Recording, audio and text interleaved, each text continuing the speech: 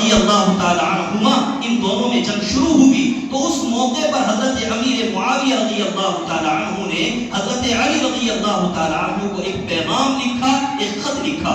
اس خط کو نقل کیا ہے احتجاج طبرسی صفحہ نمبر 92 پر. خط کے اندر لکھا کتب معاویہ الی امیر المؤمنین علی علیہ السلام. اب ہم شیعوں کی روایتیں نقل کر رہے ہیں کہ حضرت امیر معاویہ رضی اللہ تعالی عنہ نے حضرت علی رضی اللہ تعالی عنہ کی جانب ایک پیغام لکھا. اس پیغام میں بہت ساری باتیں لکھی. اس میں فرمایا کہ علی میری یہ فضیلتیں ہیں، اور ان میں فرمایا انا صحب رسول اللہ، میں اللہ کے رسول صلی اللہ علیہ وسلم، انا صحب رسول اللہ. اور آگے فرمایا وخال المؤمنین وکاتب الوحی، کہ رب ذوالجلال نے مجھے مسلمانوں کا ماموں بھی بنایا ہے اور مجھے کاتبین وحی میں بھی شمار کیا ہے.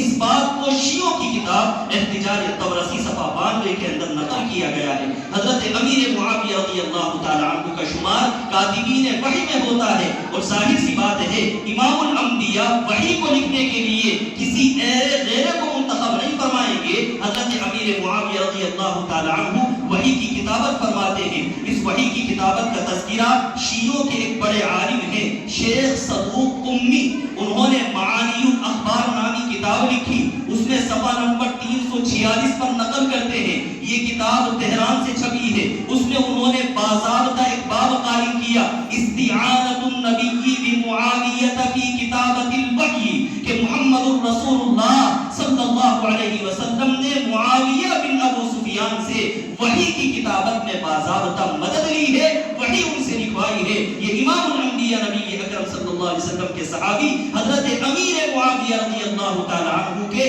کاتبین وحی میں ہونے پر ان مخالفین کی دلیلیں ہیں جو حضرت امیر معاویہ رضی اللہ تعالی عنہ کا تذکرہ عظمت کے ساتھ نہیں کرنا چاہتے. اور تیسرا حوالہ اس بات میں سنیے گا.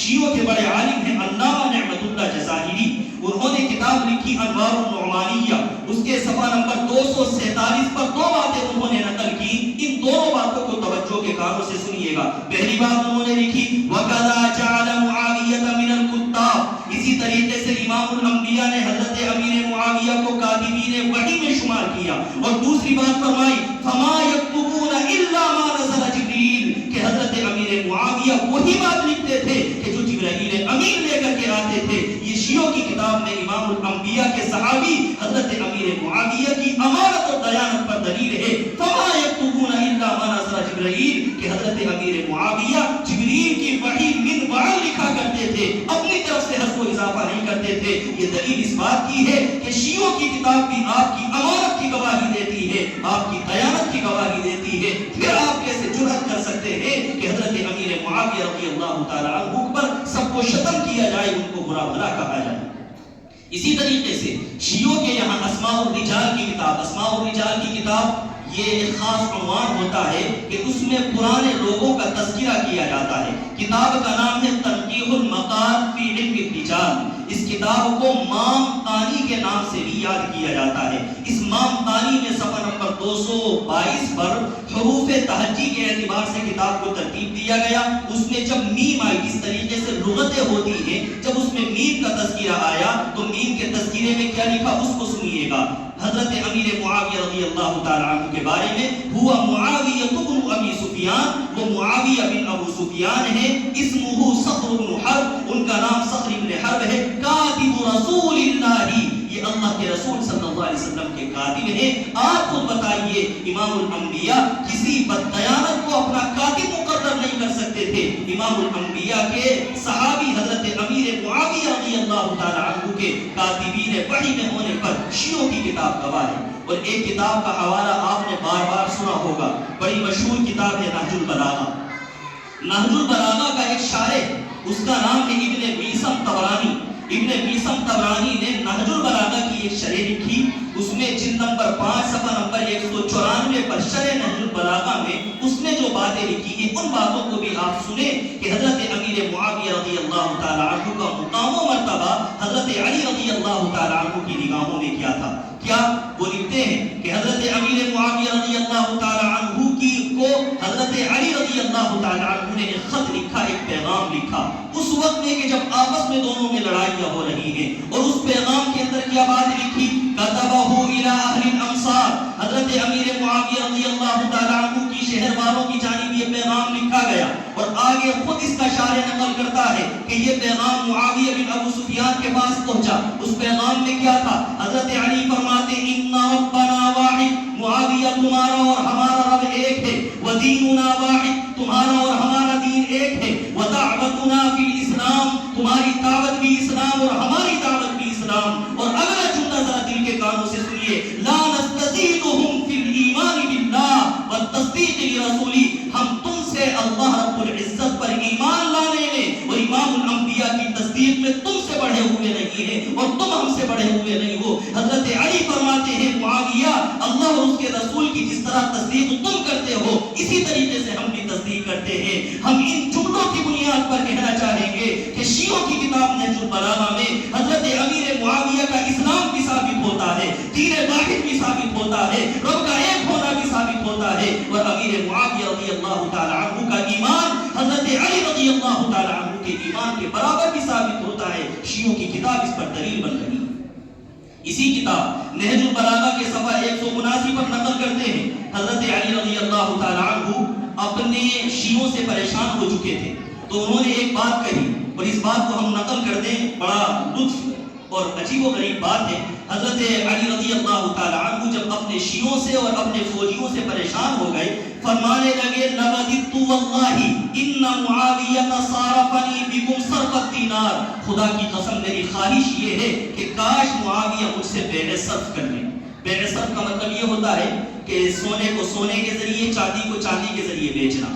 آگے فرماتے ہیں فَأَخَذَ مِنِّي عَشَرَةً مِّنْكُمْ، معاویہ مجھ سے تم لوگوں میں 10 لوگ لے لیں، وَأَعْطَانِي رَجُلًا مِّنْهُمْ، اور اپنے صحابیوں میں سے، اپنے ساتھیوں میں سے ایک بندہ مجھے دے دیں، میں اس کے اوپر بھی راضی ہوں۔ حضرت علی فرماتے میں تم سے اتنا پریشان ہو چکا کہ معاویہ اپنا ایک بندہ دے دے اور مجھ سے 10 بندے لے لیں، میں اس کے اوپر معاویہ سے اتفاق کر لوں گا اور صلح کر لوں گا۔ اب آپ یہ بتائیں کہ حضرت امیر معاویہ رضی اللہ تعالی عنہ کے حوالے سے حضرت علی رضی اللہ تعالی عنہ کے جملے سخت نہیں ملتے، بلکہ ہمیں ایک کتاب ہے شیعوں کی قرب الاسناد، قرب الاسناد کے مصنف ابو العباس عبداللہ بن جعفر الحمیری القمی، انہوں نے قرب الاسناد کی 11ویں جلد صفحہ 94 پر حدیث نمبر 318 ہے، اور یہ حوالے جو ہم ذکر کر رہے ہیں گارنٹی کے حوالے ہیں، ہمارے پاس کتابوں کے اقتباسات بھی موجود ہیں، کتابیں بھی موجود ہیں۔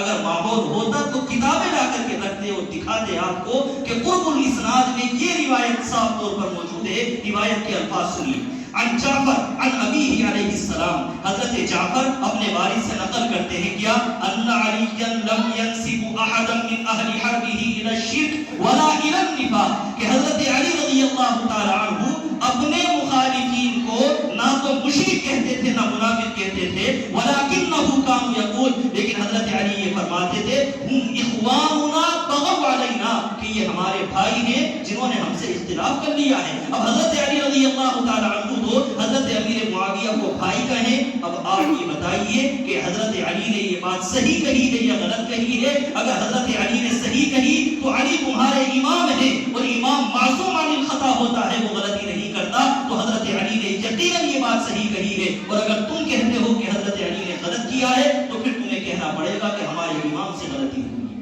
حضرت علی رضی اللہ تعالی عنہ حضرت امیر معاویہ رضی اللہ تعالی عنہ کو اپنا بھائی کہتے ہیں۔ اس لیے ہم پیغام کے طور پر یہ بات کہنا چاہتے ہیں کہ امام الانبیاء نبی اکرم صلی اللہ علیہ وسلم کے صحابی حضرت امیر معاویہ رضی اللہ تعالی عنہ یا ان کے علاوہ جو دیگر صحابہ ہیں، کسی صحابی کو برائی سے یاد کرنا اور کسی صحابی کے اوپر طعن و تشریح کے ساتھ اپنی زبان کو لے کر کے جانا، یہ در حقیقت امام الانبیاء نبی اکرم صلی اللہ علیہ وسلم کی مخالفت کرنا۔